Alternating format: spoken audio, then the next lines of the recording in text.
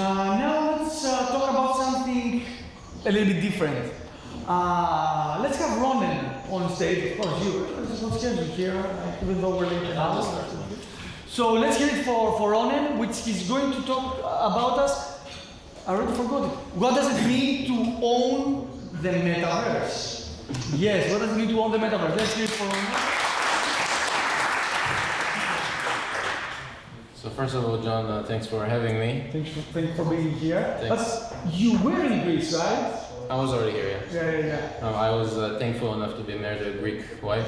It's like the Greek mafia network, that's how we call it, the moment you have a wife connection. So now I'm trying to learn Greek and, be part of the... Of the network. The network, of the circle, of the Greek circle.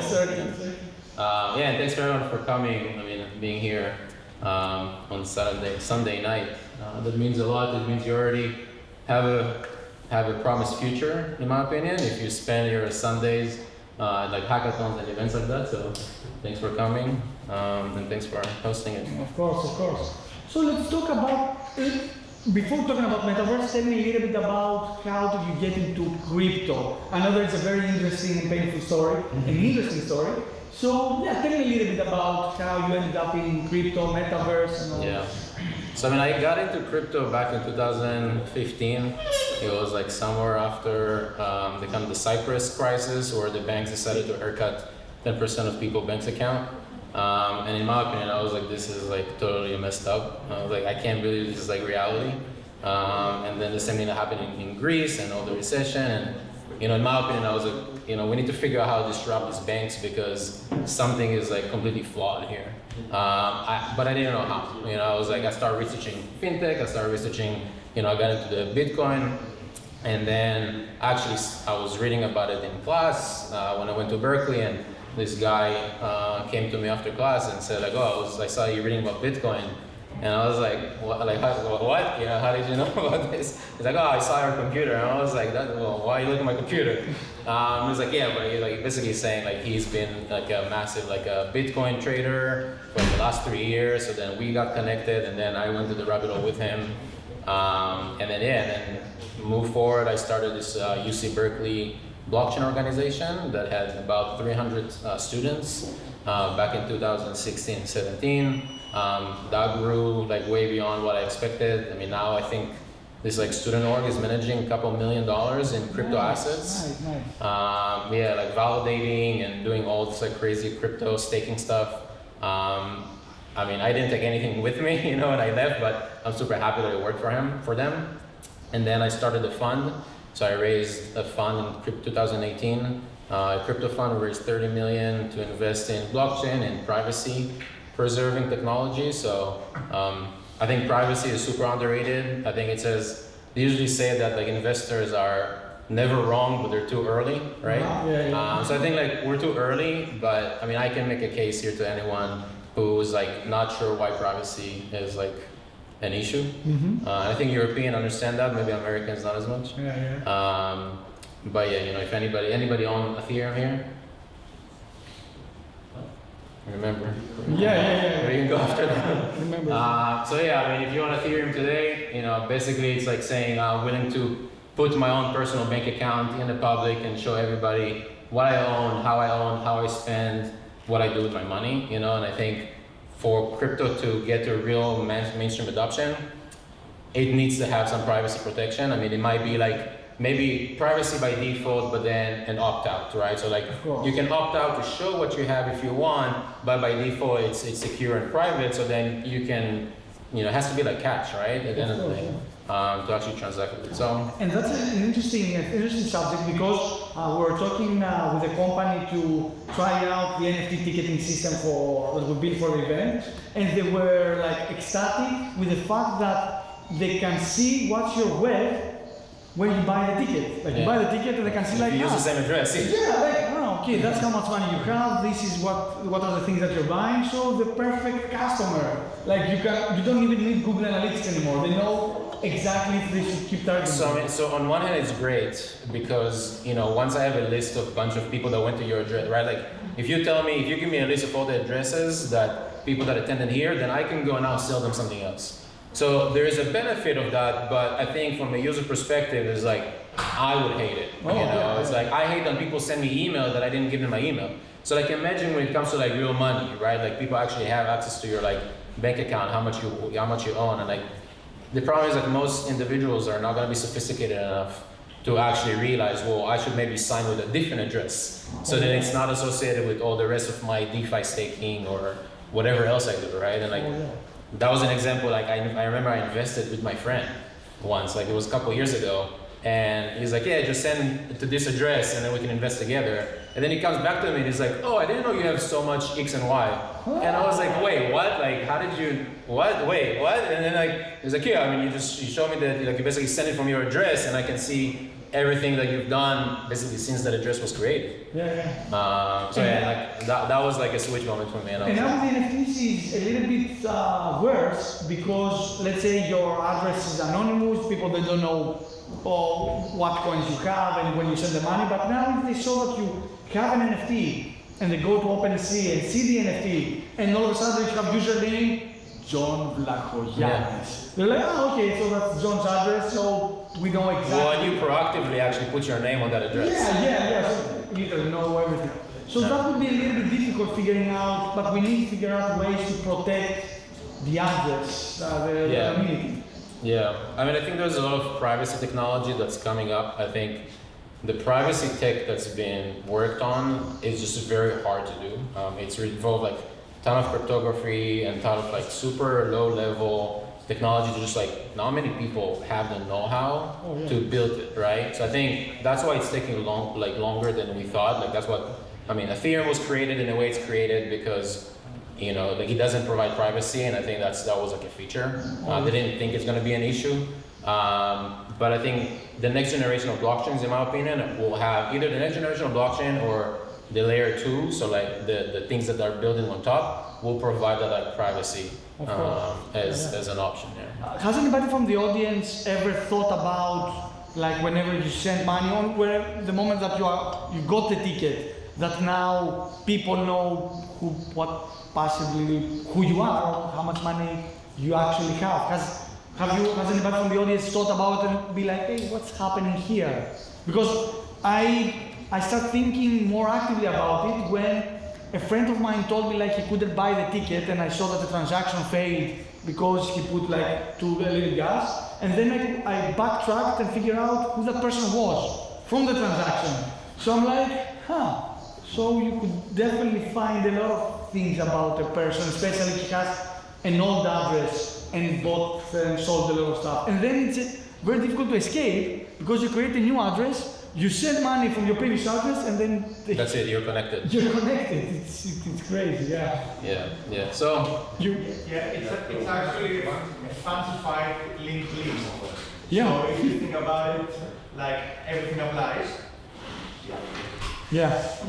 I don't know how we're going to go around that, but yeah. So I think like, I mean, I don't know what I'm saying. I'm just throwing it out there. I think there's going to be the concept of this like off-chain, like computation and an on-chain verification. So like the information is going to be like outside of the blockchain, but you can still verify the authenticity on the blockchain. So you can guarantee that you own the asset, that you, John, own this single asset. Metadata, it's a different problem, but let's not talk about that, but like you own this actually assets, it's publicly verified through some like hashing function without getting too technical. And then every time you transfer, that will be updated, but without the actual information. So it's gonna be masked away, but still publicly verified that you own it. So then every time you send it to someone else, you'll be able to check that you really own it, that you have the keys to send it, but it's all going to be abstracted away, like outside of like the blockchain. Maybe that's what the US banks are trying to do. Like they're trying to integrate crypto, send crypto, buy crypto, and they don't give you a real wallet address. They give you their own. So that's more like they just own everything, and they tell you here's a number that you own that number. But at the end of the day, like if you ask them, okay, it's kind of like the classical like bank problem that it's only 10% back, right? Yeah. It's like, if everybody trying to get their money out, well, there's not enough money out there. So like, they're gonna do it, but I personally, like as a native, like I would never trust it. Cool. But like, yeah, I mean, I think that would be the first adoption, like the first phase of adoption, so like the common person could just own it, because frankly, most people are not gonna use MetaMask. Like most people are not gonna use super like 24 words to like remember their asset, right? Like I don't think that's gonna be like the adoption. The only good thing is with the NFTs, you need to have a wallet, a real wallet. Like for MetaMask, you cannot own an NFT in that address, so that pushed a little bit the adoption, and maybe that's also responsible for the crazy rally of the cryptocurrencies that happen. Like all these people, new people, creating addresses and buying NFTs and trading them and selling them again. Maybe that was responsible for the spike. I think it was, and that's how you saw basically MetaMask with 5 million users, right? Yeah. Like 5 million users is a lot for crypto if you think about it, right? Yeah. And I think the NFT was the biggest driver for that. Maybe also the big driver for the ETH price to go up a lot because people needed ETH to then buy NFTs. Yeah. But you know, I mean, I might say totally wrong. Again, like I'm just predicting here. I think like most people are not gonna go through this hurdle, and I think we talked about it last time. Like we want people to go through the hurdle because once they're comfortable and they're familiar, then the rest gets much easier.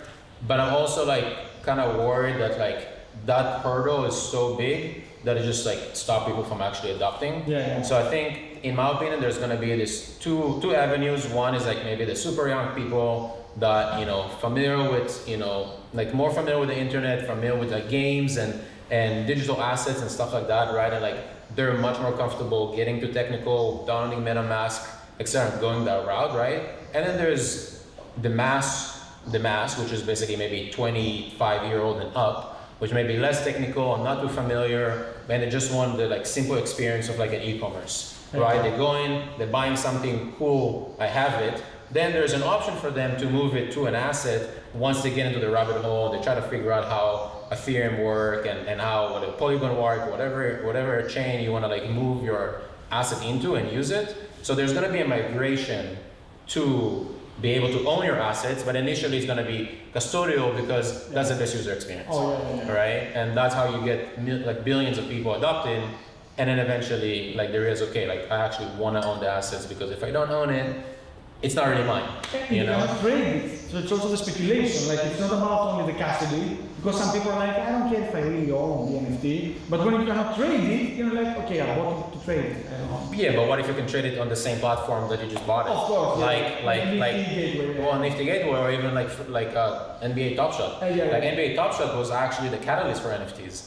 And it was completely centralized, like completely custodial, but nobody cared because they made money. Of course, right? Or allegedly, they thought they can make money. The first people made money, as always. Yeah, and I think this is the dilemma that needs to be answered because there is a hurdle on adopting that. Like you need to get a bit technical.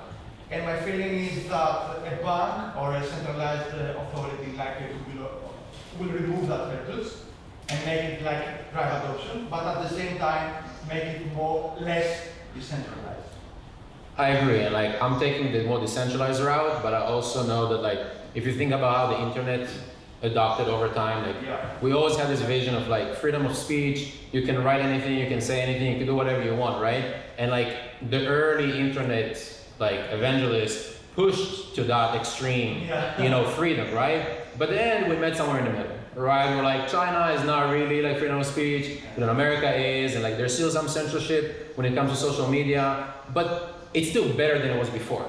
Right, so it's like I think we're gonna like we still need to push for extreme decentralization because we're gonna hit somewhere in the middle, and we want it to be like decentralized enough that like it really means that we own the assets and there are real like property rights to the assets that you own, right?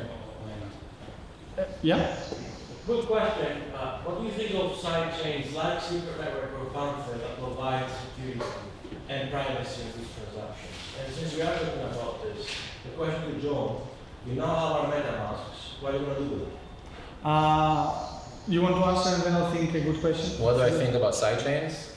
Sidechains that provide privacy, like Secret Network. Like Secret Network? I mean, I don't want to get too technical. I think like anything that push privacy is good. I don't think Secret Network is the end-all solution. I think it's a very short-term, like it works now. and it's good, you know, like it just works. And so it's good enough and they might be able to iterate. I think there's basically the way that I think about privacy blockchains. I look at it like two axes, right? Like one is like privacy and one is computation, right? And if you think about Bitcoin, it's kind of like in the lower, like left kind of quadrant, or like it's not so much private and you can't really do generalized computation with Bitcoin. And then you have Ethereum, which is much more general computation but no privacy. And then you have Zcash, which is like much more privacy and no computation. So I think there's a problem space where like the top right quadrant is like super private and can provide general computation. And I think like the secret network is gonna be really hard for them to get there, because the way that they just architecture their chain today, it's like, we can talk about it later if you're interested about like the technical stuff, but I don't think they'll be able to do that. I think has to be something that's built again from the ground up that's like different. I have some ideas of what it looks like, but yeah. And also about the MetaMask addresses of everybody that participated, we said that people that got scammed today, they participate on a raffle, so they will get the chance to win a trip for 2 people to Santorini by one of our sponsors. That's one thing. We're planning also to do some airdrops. Obviously, the most important thing, and that's how I'm planning to use the addresses of everybody that participates in the community, is give them access to the video content. So it's going to be an authentication token. You go on a website, you log in with your wallet address, and automatically you have access to the content. And we had these thoughts exactly on OMG drops, because we have like thousands of addresses of buyers, of people that actually buy NFT. And this is very powerful. Like, imagine we have addresses, and a lot of times I thought, maybe I write a script and sort who has the most money and keeps buying NFT. Like, how much money is my audience have? Yeah, but the problem there is, personally at least, I think it's a little bit creepy. Because it's literally like looking Google Analytics and like, let's see who has the most money and who should see the most ads non-stop. I mean, it's creepy, it's creepy, but It's creepy, but I mean, that's your business. So it's like using data to basically push forward the business.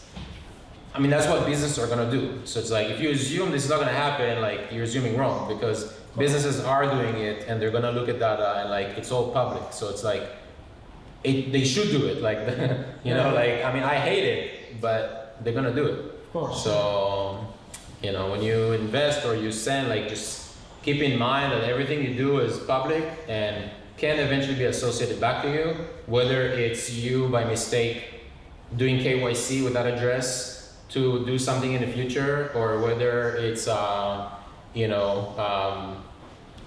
you sending like an address to someone else and someone else tag you. Like, my friend basically write my name next to the address, and then there's a script that runs on some Google Sheets with my name and that address, and now I'm associated. Like, there's so many ways to connect you through IPs. Like the channel analysis and all these analytical companies are already using IPs to associate addresses and transactions with people. So it's like, I don't want to scare anybody away, but like, it's scary, you know. So yeah. Can you talk a little bit about the nuance between privacy, identity, and the transaction graph, right? Which can be valuable, things like the Legion score or whatever. Not like you can come up with like tons of new applications, or like social mixing and matching of people that you couldn't before because that wasn't available. So how do you see that? How do you see that playing out in the future?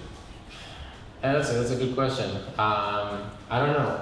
But if I had to assume, I think there is that what I mentioned earlier, right? There's an opt-out option. It's like everything, in my opinion, should be private by default with an opt-out. So, or like, for example, if you transact in something that goes to a bank account, or transferring money with your bank like entity, then the bank should be able to see that, because you're the customer. They should have to do AML and KYC. There's information that they need to know in order to serve you, right? Because they have their own regulation that they have to follow, right?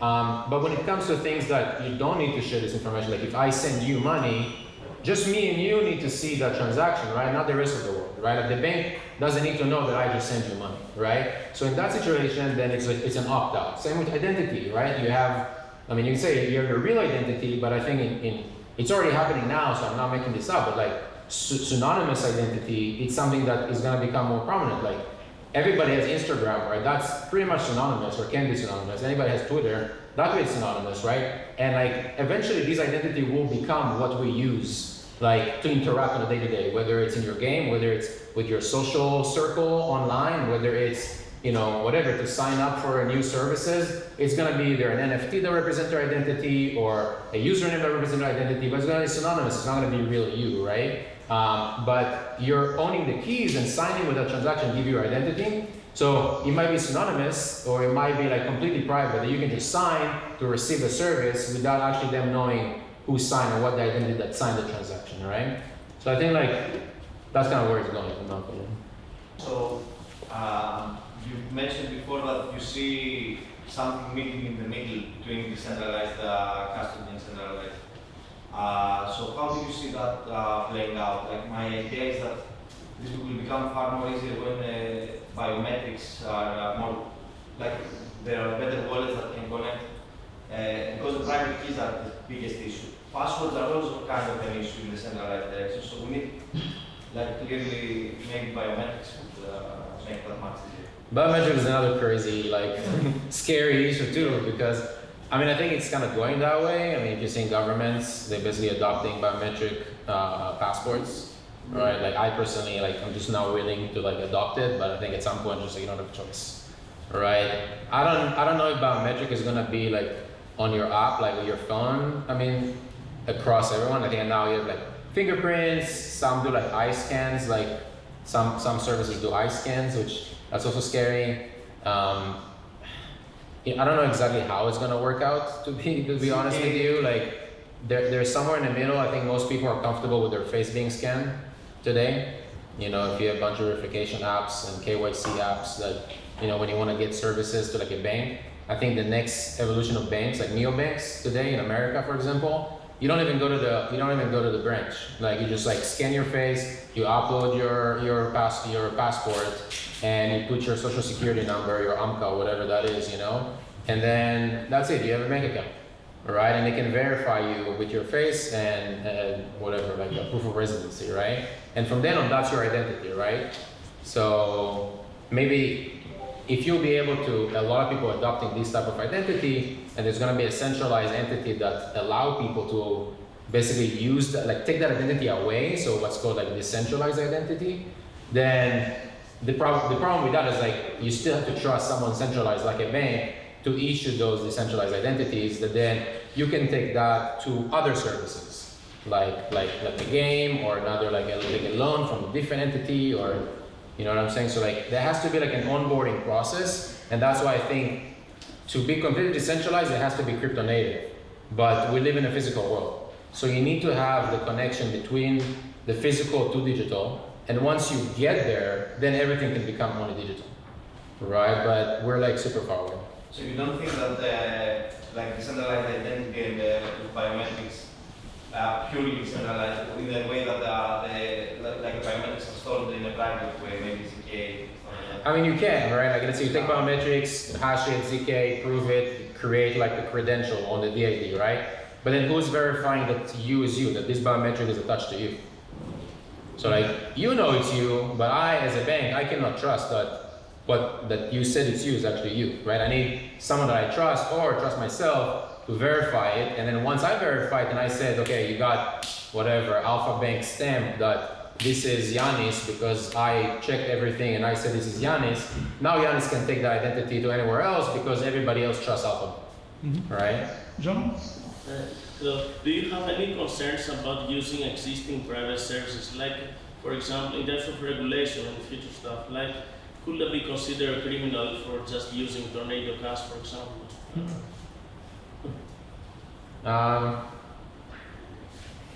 I think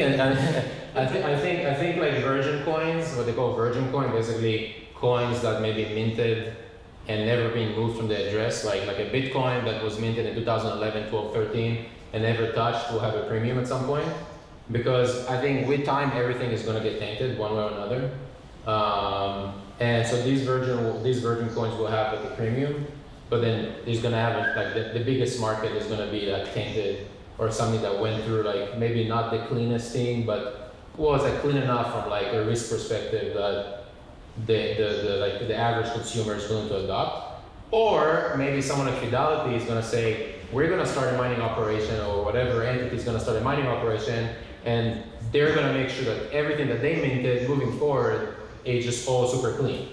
So Right. you could see a service like providing minted wallets with small amounts of money. What do you mean? Like a mining company that could offer anonymously a wallet to you with a few, with just a few money inside. Actually, it's not a bad idea. Like you go to a miners and they're like, hey, this is your address, it already has 10 euros, whatever, 10 ether, pay me in cash and I'll destroy the transaction never happened. Yeah. Yeah, that's the other thing, like if you can trust a miner, but yeah, I see that happening. I mean, I think now like privacy, mixer, stuff like that is associated with bad actors. I think at some point it's gonna be inevitable that like everything has to go through some privacy layer. Because think about this, like, you think JP Morgan is gonna allow the entire balance sheet to be public? It will never happen. Like, they're not gonna be like, oh, here's our Ethereum address for all our customers and governments and whoever it is to see like what we own, how we own it, how we're using it, where we're spending it. Like, they're going through like so much regulation to like protect themselves from things like that, right? From like, you know, public information that shouldn't be public, right? So I think eventually everything is gonna become private, but with basically an opt-out. So it's like, if you want to prove that this is legit, you have to opt out, because otherwise we're not willing to accept it, right? So. Yeah, that's the point on the biometrics thing. There's a new creepy crypto project called WorldCoin, backed by Sam Altman, Ray Hoffman, and others. Oh yeah, that was like this week. Yeah. They've already raised 25 million, and they will give you a crypto coin called WorldCoin for scanning your eyebrows. Yeah. Yeah, it just happened this week. I mean, I don't know how much they're giving, but I mean, I bet a lot of people will take $25 for scanning their eyes, right? Yeah. Of course, you could create a machine learning algorithm that creates synthetic eyes and you keep scanning them and craft them. So, yeah. Yeah. New business idea. On the privacy subject, like, because most people are so ignorant and they like just giving data everywhere. If you're not giving data, you start becoming suspicious. Yeah. Of course, Yeah, privacy is not convenient. Yeah. I mean, I don't want to get into the rabbit hole of privacy, but like, yeah, I mean, privacy is not convenient. Like, if you're just thinking about, okay, I'm not using Chrome anymore, and I'm only using whatever, Firefox Focus, which is like more privacy version of Firefox. Like, half of the stuff just doesn't work. You know, so like, okay, how much do I want to go for like privacy? But like, I can't use my maps, I can't use my like, all the like apps that I use, it deletes my history every time, it deletes all my cookies every time. So I have to like, it's just not convenient, right? Yeah. So I think it's on the personal level, like how private do you want to be? And at some point, like before you get into the US, they were asking you for your like social media. Oh, yeah.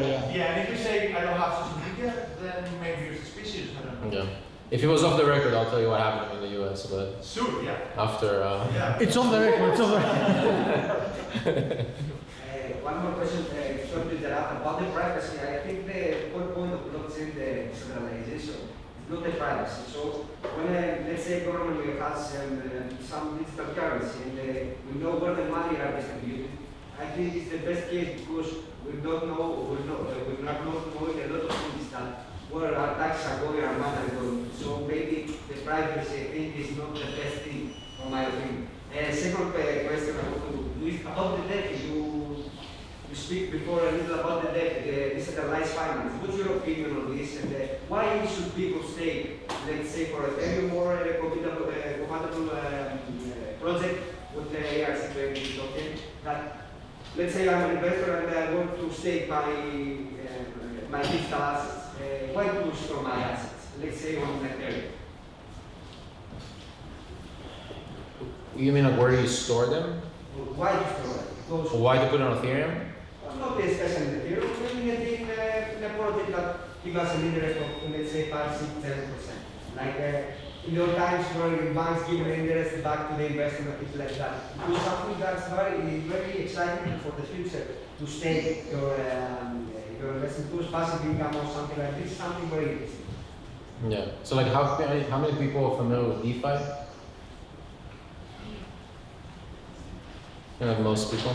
Good to say, like super fast. Like Yeah, I mean the way that I like to explain DeFi, and maybe Elias has a different way to explain DeFi. The way that I look at DeFi is like, think about it. The way that I look at like the banking system, at least in like super abstract way, is that the banks are really there to hold the ledger of saying like, how much money do you own? How much money do you own? How much would I own? And like every time we send money around, they just update that ledger.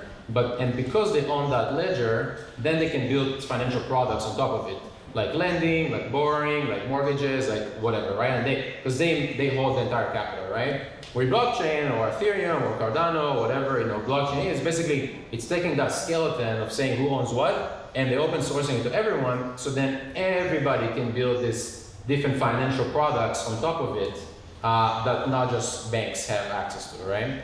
So that's the way that I guess I try to explain DeFi to people. And I mean, why I think it's the future, if nobody ever tried to like take a loan, like I'm sure anybody could try to take a loan in Greece, and that's literally impossible. Like as far as I know I can never try because I don't have history here, but like even my wife and her dad that have history, like it's basically impossible to take a loan, right?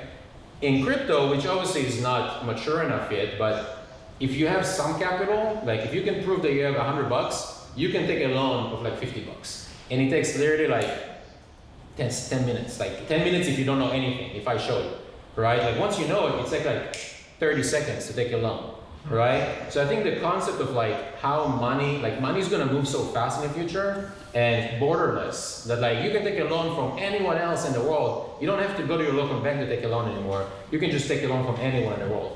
Right? And I think like that's the power of DeFi. And so the simplicity, it's the speed and the global aspect that, now that everything is so siloed, they're just like, you're kind of bound to take a loan from Alpha Bank because that's the only bank that would even consider giving you a loan today, right? Mm-hmm. Does that answer your question or like dodged it? Discuss a little about DeFi because you said it because... Yeah, I mean, I love DeFi. I mean, I think, I mean, there's a ton of risks, obviously. The product that I use, I would use in DeFi is just this like stable vaults. Basically, I'm taking US dollar from my bank account that's giving me 0.01% in my saving account. So like I made $2 on my saving after like 4 years, and I'll basically put it in more risky product because it's DeFi. We don't know like if it's gonna get hacked or not, and there's obviously a situation like that. But like I'll just put that in a place that gives me between 5 to 20%. And if I don't need the money anyways, might as well just keep it in dollar in this vault. Obviously, I'm paying I'm getting a premium because there's a risk involved, like can it get hacked? Like the bank, I assume, is never gonna get hacked, but yeah, exactly. I want like hedge, right? Like I won't put all my money in it, but like I'll put what I want to get saving on. So the good thing is that maybe project is hacked, but if we own our coins, we're not going to lose them. That's a good thing because they will be the blockchain. So I mean that's true, but the problem is with like DeFi, you're kind of losing your assets when you deposit it in certain things. Not in everything, but in certain products. In certain products you actually lose your tokens and you get like a receipt in return. And yeah, you can lose the receipt, but like if the actual collateral is gone, then the receipt is worth nothing. So that's a risk. Yeah, and in the bank you are actually losing due to inflation, so you need to balance it out. Yeah, it's risk reward. Yeah. Perfect. Let's thank you, man. Thanks a lot. Like it was super good. Let's keep moving, guys. Let's keep